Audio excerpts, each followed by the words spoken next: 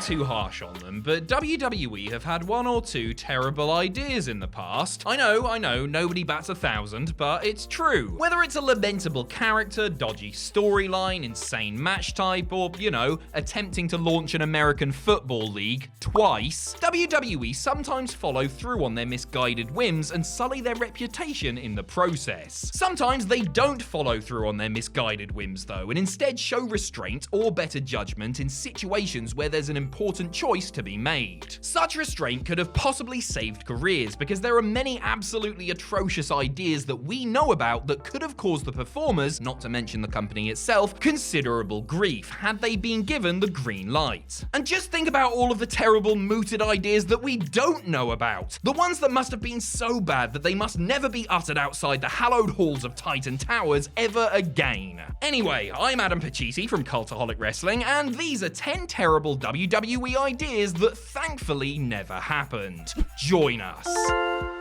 Number 10, the YAKUZA and HIROHITO. You can accuse WWE of a lot of things, but you cannot accuse them of always being racially sensitive. Hold on a second, that's not a good thing, never mind. Well, the organization certainly has a track record when it comes to gimmicks and storylines regarding superstars of various different ethnicities. A couple of their proposed gimmicks for some of their Japanese stars would have almost certainly landed WWE in hot water back in the mid-2000s had they gone through with them. One idea included Tajiri portraying a mob boss, with him and his flunkies Akio and Sakoda acting as members of the actual Yakuza. And WWE intended to name the trio as such too. When the Japanese buzzsaw was pitched this, he instantly shot it down, wary that it would cause himself and the company serious issues in his homeland where the Japanese mafia had considerable power. Clearly not ready to yet learn from their mistakes, not too terribly long after Tajiri nixed that idea, WWE began airing vignettes for a character named HIROHITO, named after Japan's general during World War II. HIROHITO was to be played by a yet-to-debut Kenzo Suzuki, but thankfully someone told the bigwigs that bringing in a typical foreign menace heel, named after someone who was revered in the land of the rising sun, might also be troublesome for WWE. Number 9, The Lock. Do you smell what WWE creative is cooking? Smells like a turd sandwich to me, and whoever had the genius idea of making Christian a copycat version of The Rock ought to have something turned sideways and shoved straight up their candy ass for simply suggesting it. Yes, when the People's Champion left WWE for Hollywood in 2003, someone on the writing team called Captain Charisma to let him know that they were readying a pitch for him to become a new character, which was basically a rip-off of The Rock. According to the man himself,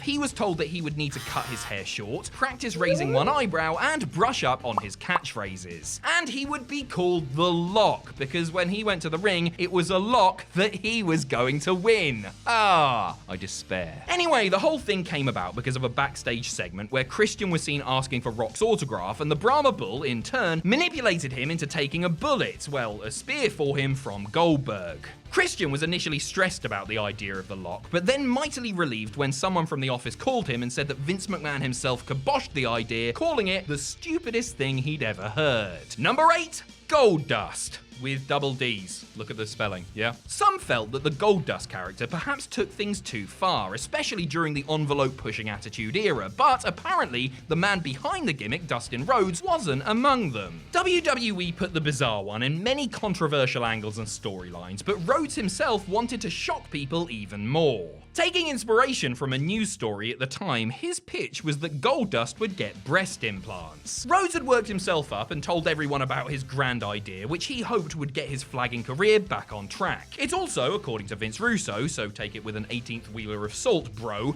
came with the caveat that he would be paid $1 million to undergo the procedure. Vince McMahon heard about it through the grapevine and convinced Dustin that it would be jumping the shark and was a step too far even for the tawdry times. The stunt would have obviously gotten WWE and GOLDDUST some major publicity, and I'm sure he would have been a hit on the Jerry Springer talk show circuit, but it was clearly a move motivated by panic and had not been well thought through. Anyway, the character proved to have surprising longevity anyway, even without the big lovely jubblies. Number 7, Manlina. A distasteful and regrettable storyline in late 2005 almost took an even worse turn before divine intervention spared those involved. The storyline in question concerned Eminem's manager Melina, shagging Batista, in a bid to get the animal to call off a tag title match, only for Big Dave to turn around and thank her for the warm-up and inform her that he was ready to kill kill her clients. The following week on SmackDown, Melina held a press conference where she claimed that the World Heavyweight Champion had sexually harassed her. Just not good, is it? Well, it could have been so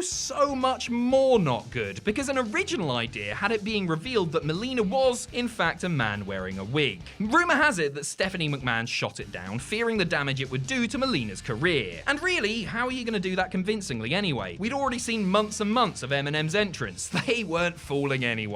Number 6, G.I. Hall. The Razor Ramon gimmick was an ingenious creation that completely turned around the career of Scott Hall. Liberally borrowing from Tony Montana, lead character in the film Scarface, it was just what Hall needed to stand out, and powered by those memorable vignettes, became one of the defining characters of the new generation era. But it was almost very different, because according to the bad guy, Vince saw him initially playing a character nothing like it. Armed with the knowledge that his father was an army man, the boss wanted Hall to portray something like a G.I. Joe type, something he almost certainly said with all that potential action figure money in mind. Hall wasn't thrilled with the offer, but did say if that's what Vince wanted, then that's what he would do, and he would do it the best he could. He then countered McMahon's suggestion by doing his best Al Pacino impersonation. Vince hadn't actually seen the film before, and it got over so well that plans were changed. Could you imagine the cool and charismatic Ramon being replaced by some bog-standard soldier in camouflage fatigues? He'd have had a great time jerking the curtain with the Brooklyn Brawler, I'm sure, but it's hard to envision him wrestling Shawn Michaels for the IC title at WrestleMania, isn't it? Number 5,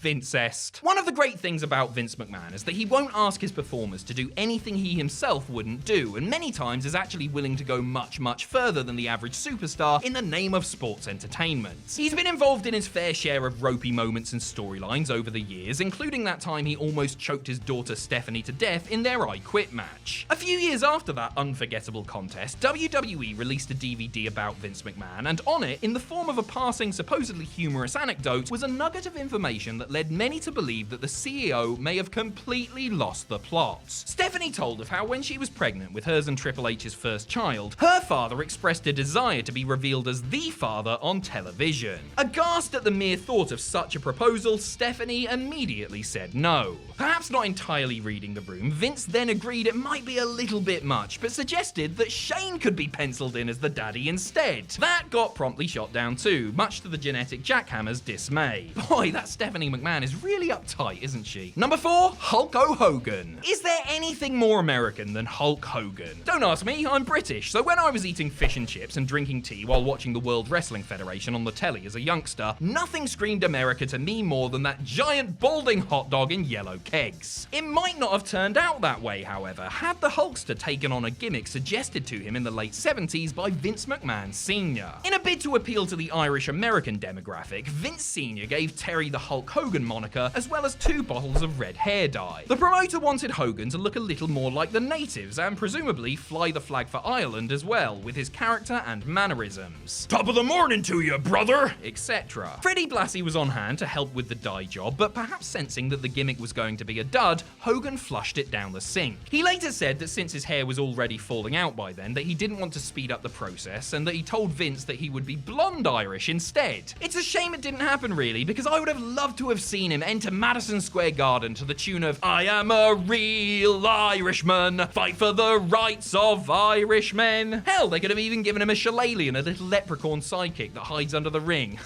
On second thoughts, that would never work. Number 3, Kalisto So Stylish. He wasn't exactly the new Rey Mysterio, as WWE had once hoped, but all told, Kalisto had himself a pretty damn decent WWE career. The Masked Man had his ups and downs, sure, but he's a former NXT Tag Team and WWE US and Cruiserweight Champion. All of that might not have happened, mind you, had WWE went ahead with an altogether different gimmick for the High Flyer. Before getting called up to the main roster, there were plans for him to debut on TV in 2015, sans mask, as a quote-unquote gay hairstylist, supposedly being aligned with The Miz. Now, the idea in and of itself is not necessarily bad, but given WWE's track record with similar characters who usually ended up being offensive stereotypes, you would have to imagine that such an effeminate character would be handled with all the subtlety of a chimpanzee wielding an air horn. According to reports, Kalisto did tryouts under the guise and did very well in the role, but ultimately those in creative reconsidered and he remained a lucha dragon instead. Probably for the best, because Kalisto, mate, unless you're going to grow out those sideburns and wear tiger print suits, I just don't see that character working for you. Number 2, 2. Edge the Deaf Mute. Edge, the rated R superstar, the winner of everything there was to win, doer of pretty much everything there was to do, one of the most iconic wrestlers of his generation, was almost a deaf mute. Yes, if certified genius Vince Russo had gotten his way, Adam Copeland's on-screen character would have had neither the ability to hear nor speak. Oh my,